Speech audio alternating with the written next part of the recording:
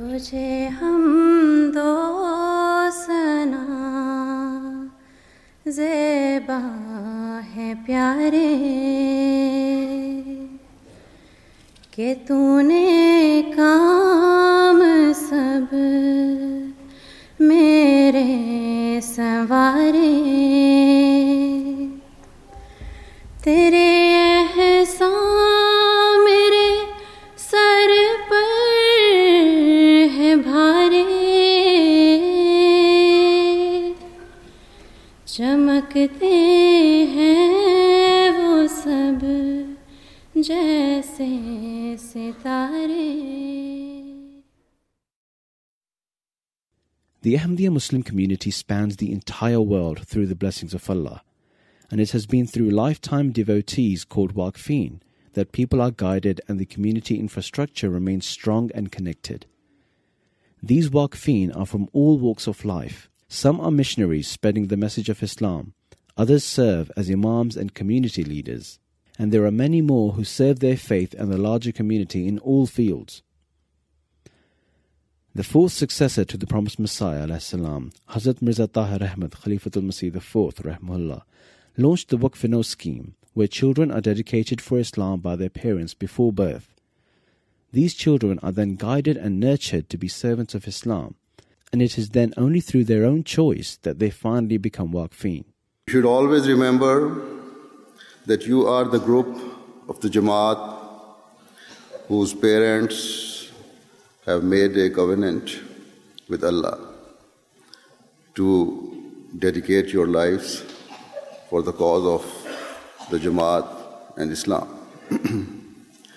Therefore, always understand and recognize your importance and never break the promise your parents made.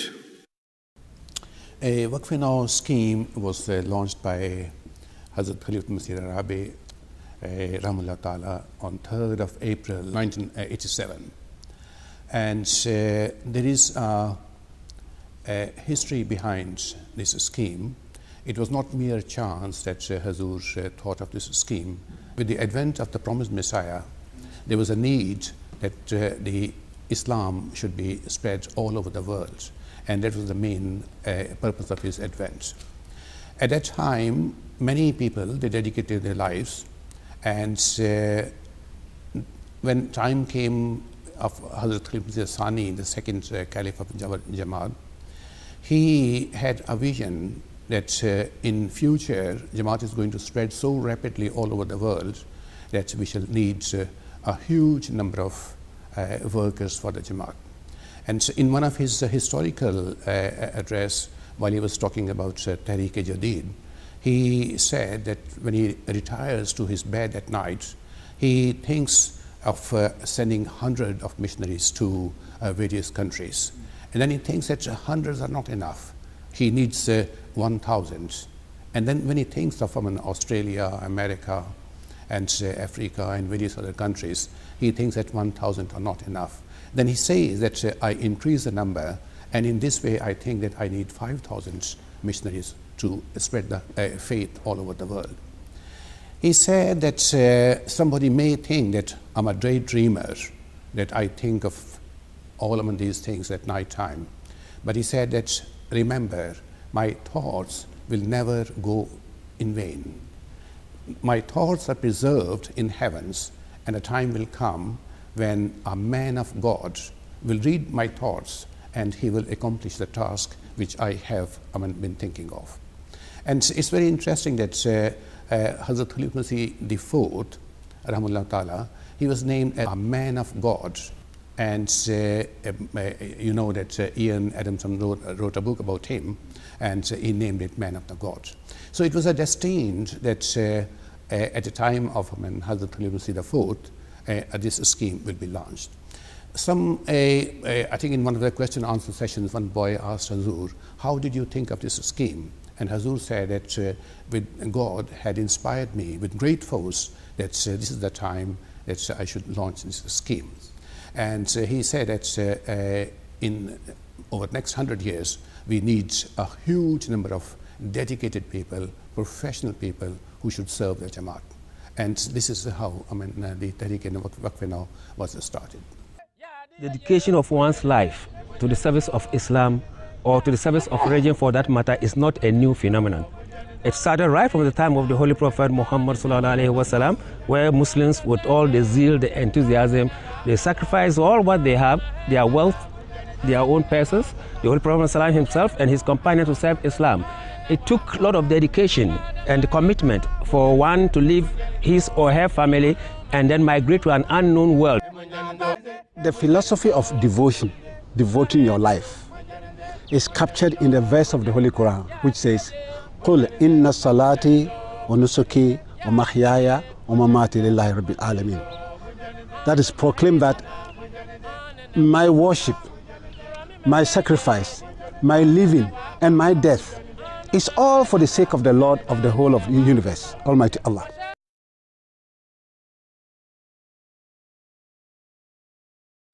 जी मैंने तो अपनी तरफ से सारे बच्चों को समझाया कि अक्सर ज़िंदगी ये है और मैं वाक़फ़ करना चाह रहा हूँ, तुम्हारी तैयारी है, हम सब तैयार हैं। और हाँ, मगर ये नहीं कि हल्की किस्म के वक्फ ज़िंदगी नहीं कि फिर मैं गिला करो, है नी, बर्दाश्त करनी पड़ेगी, भूख भी, तंगी भी, जो भी आपका हाकिम होगा, जो हुक्म दे चाहे वो दुआने कभी ना हो। मैं और मेरे छोटे भाई इब्राहिम दोनों अल्लाह ताला के फजल से वक़फ-ए-नौ में हैं और बचपन से मुझे ये याद है कि हमारी अम्मी हम दोनों को वक़फ-ए-नौ मीटिंग्स और क्लास पे लेके जाती थी और from the start they always reminded us that we were special children and we had a special purpose. Or we weren't like ordinary children who would be going and having normal jobs. I was always educated by my parents about what being a Waqf-e-Nau means. I was also lucky enough to grow up in the presence of Khalifatul Masih. Hazrat Khalifatul Masih continuously oversees and assesses many of the Waqf-e-Nau children personally and guides them towards positive goals for their future. For this purpose, he holds classes on his tours with Waqf-e-Nau of the region and guides them on all matters. Classes were held for both boys and girls separately. He has completed his medicine.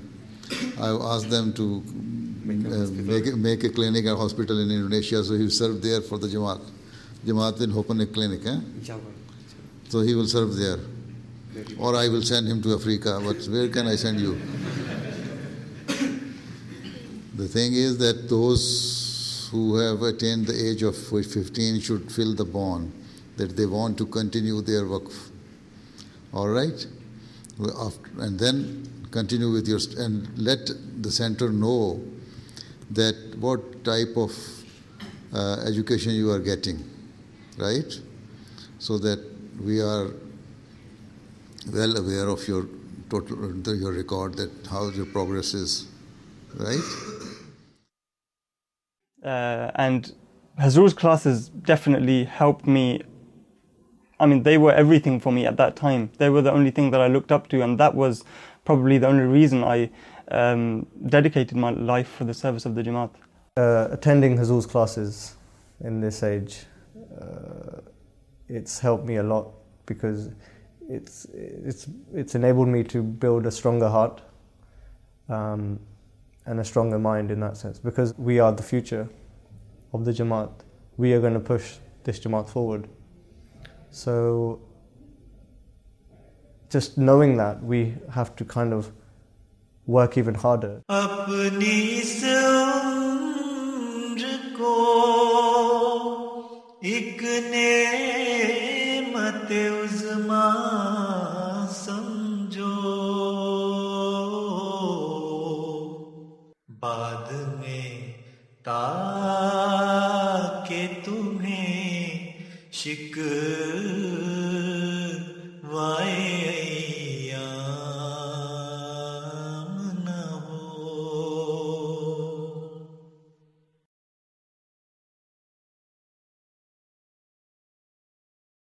I think the highest priority is given to missionaries. If you remember the Friday sermon given by Hazur on 18th of January this year, he mentions a lot about missionaries. Now, it's like this that throughout the world, the Jemaat Ahmadiyah is spreading. Yes. And there are some countries we have got only one missionary, or there are some countries we have got only 2 or 3, you know, and that's not enough. And so what we need to have a huge number of missionaries. And I think that's the Hazur's priority. And once I realized that Waqf is where I have to serve the Jemaat and understand the beliefs and ideologies of the Jemaat, and spread the message of Hazrat Masih Maud, the promised Messiah, والسلام, to the corners of the world, I realized that Jamia is the best place for me to go, because only there can I learn about these teachings, these beliefs. You know, Canada is known to be one of the most multiculturally oriented countries in the world. And by the grace of Allah, this directly reflects in Jemaat Ahmadiyah Canada as well. Aside from students coming from all over the actual country of Canada itself, we have students coming in from all over the United States of America, Europe, from Kababir in the Middle East, from Japan, all the way from Australia, even students who are Kyrgyzstani or representing Russia. All of this culmination is just another sign signifying the grandness of this blessed institution of Jemaat Ahmadiyah. Assalamu alaikum. Well, in grade 12, I started to just think about what career I want to pursue. So originally my plan was to go into law, but then thoughts started to arise that maybe what about Jamia? But I wasn't really that inclined to it. So I started praying. My parents suggested that you should pray and see what comes up. So I started praying, and after a month or so, I had a dream that I received 2 letters in one envelope, and one letter was green and one letter was white. So immediately I opened the green letter because that letter was from Holy Prophet sallallahu alaihi wasallam. And I opened that up, and the main idea which was in the letter was that you have been accepted for Jemaat Ahmadiyah, and make sure you work hard and you keep up with your 5 prayers. And the other white letter, which was by Hazur Anwar Aidullah bin Nasr al-Aziz, I didn't get a chance to open it, and I opened my eye at that time. And at that time I decided that, you know, this is the sign from God that I should pursue this career. At that time I did my own research, and then I decided to come to Jamia. I would like to add only one point, that all the Waqfeen, they must remember one thing, that these jobs and training is just to gain experience for themselves, to be useful to the Jemaat later on. Most definitely. And no Waqf-e-Nau should start working on his own without informing Hazur and without informing their National Secretary Waqf-e-Nau. And Hazur very clearly instructed in his last Ijtima address that please do not deceive yourself, do not deceive the Jemaat, and be very clear and sure what you want to achieve. Yes. If you want to serve the Jemaat, then your aim should be that whatever experience you're going to gain by these employments, that is to be used for the benefit of the Jemaat. So at the end of the day, you come back and say that I have done the education, I've done this training, and now I'm available to serve the Jemaat. By the grace of God, I was naturally blessed with the skills of being good at drawing and being good at maths. So with the advice of Hazur, I chose the career path of being an architect. Media related was where my passion was. So then I kind of discussed with Hazur that I would like to kind of convey this into my future as a Waqf. But I started off obviously as a volunteer in MTA. After finishing my A-levels, there was a meeting that I had with the central Waqf-e-Nau team, with the UK team. So I remember particularly going to a meeting there because they were trying to get students for Jamia as well. Unfortunately, the Jamia wasn't made at the time. I was a bit ahead, unfortunately, by a year or so. And I definitely remember having that meeting with the Waqf-e-Nau team, and I was saying that I had interests in media-related work. it was something I was doing as a hobby, but then I thought maybe at that time I could use that to serve the Jemaat, whether it was in the capacity of Ishaat or MTA or whichever field that we felt was right to serve the Jemaat. हज़रत ने फरमाया कि आप masters करें journalism में, तो वो फिर मैंने की। टाइम भी ऐसा था कि सारी एप्लीकेशंस दे दी गई थी, मगर हज़ूर को मैंने ख़त लिखा। इंशाल्लाह मुरब्बी साहब को सिएरा लियोन भेजा जा रहा है 2 माह के लिए, और इस पे ज़ाहिर है हमारी जो वक्फ़ की ज़िंदगी है उसकी शुरुआत एक किस्म की हो रही हैं। Presently I'm studying in Jemaat Ahmadiyah UK. I'm going to my final year inshallah this year. Obviously I've just finished my 6th year and I'm currently finishing off my thesis, and inshallah after that I will be handed over to the Jemaat. Majlis Khuddamul Ahmadiyya UK जो कि national उसका माल का शोबा है, finance department, उसमें मैं बतौर खादिम माल office काम कर रहा हूँ, और मेरा मेनली जो काम है जमात के खुदामुल अहमदिया के जो फाइनेंस हैं उनसे रिलेटेड है। The skills that I gained from my studies and being a volunteer in MTA has led me to do various things within MTA. It's from camera work to editing to accompanying Hazur on his tours.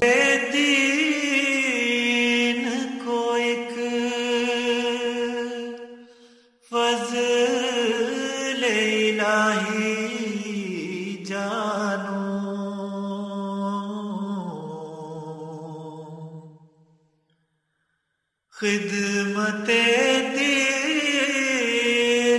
को एक फज़ल इलाही जानो,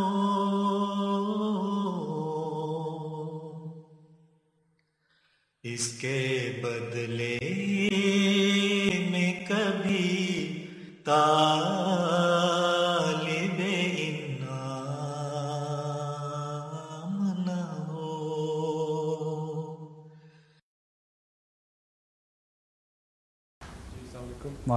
I just want to share one thing with you.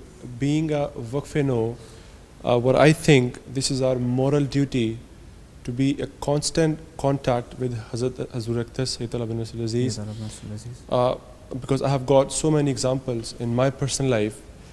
I've changed my life because just considering with Hazur Sayyid bin Aziz, from his blessings, so many things, my jobs, my studies, so many things have become easy. Definitely. Like my studies and all that stuff. So whether it's a form of writing a letter to Hazur, a fax, an email, but I think one letter a week should be with the Hazur Akhtas. Well, personally for me, one of the most important things for a Waqf-e-Nau, especially in this day and age, in this society we live in as well, and especially when they're going to start working, hopefully, inshallah, is time management. As Shamim Sahib has said, that okay, we will be working, but at the same time, are we justifying our spiritual upbringing as well? Yeah. So, in view of time management, I would say, is the Waqf-e-Nau going home and reading the Promised Messiah's books? Definitely. Is he analyzing what Hazur is saying in his Friday sermons? You know, is he continuously reading the works of previous Khalifa? The most imperative things, aren't exactly, they, and I think this is like this is probably even more important than this job market at the moment. Definitely. And probably this is so interlinked that if you're concentrating more on your spirituality, the job will probably fall in place anyway. Definitely. We have seen that God's promises are with His messenger. He will be successful. As we have seen in the past, he was successful, and he will be in the future. You know, we all wake up in the morning, eat, talk to people, and in the end, after doing all of our doings, go back to bed. But how many of us lie awake and think to ourselves with gratitude that today I changed the world? This is why I dedicated my life. Because there are 124,000 prophets that put their blood, sweat, and tears into putting little bricks into the ground for the victory of Islam, I find myself at a time which the entire Muslim world, effectively Christian and Jewish world as well, has been waiting for since the very beginning. I find myself at the footstep of the grand victory of the religion of God. So in my mind, it's not even a question of whether I need to dedicate myself. To be a part of this grand victory, there is nothing greater. And so I've humbly submitted the only thing that I have to give, my life. You know, alhamdulillah, I'm blessed with a wife like Munazza who's Waqf-e-Nau as well, and she's able to understand that responsibility, not just understand but also to support me as well, and I know that I've got her love and support, and that helps me in my work. And you know, inshallah, we hope that passes down to Aqib as well, and he gets that sense of sacrifice. You know, alhamdulillah, we were blessed with a child, and Munazza was expecting. Obviously, we discussed it, and from what I can remember, the discussion was so short because both of us, alhamdulillah, enjoyed the process of being Waqf. For us, it was something that, now that I've become a Waqf for Zindagi, I wouldn't be able to do anything else. I can't imagine doing any other work. And so when I thought about our son, inshallah, when he grows up, there was only one path I could think of in my mind, and that was to go through the Waqf-e-Nau scheme, because I knew deep down it was going to be difficult for him. There were going to be extra responsibilities. He wouldn't have the materialistic things in life. Lekin we knew that this would be the best career path for him. And you know, inshallah, now the responsibility lies on us as parents. When I listened to Hazur's khutbahs, and I was used to, when he used to talk to Waqf-e-Nau, I used to listen carefully because I thought Hazur was speaking to me. But then when Hazur speaks to Waqf-e-Nau parents, now I have to listen as a parent of a Waqf-e-Nau as well. And you know, our responsibilities are increasing. But you know, inshallah, we think that's best for him, and for us, it was, you know, that's the only thing we can only imagine for our son as well, to be Waqf-e-Nau. मेरी तो हक में तुम्हारे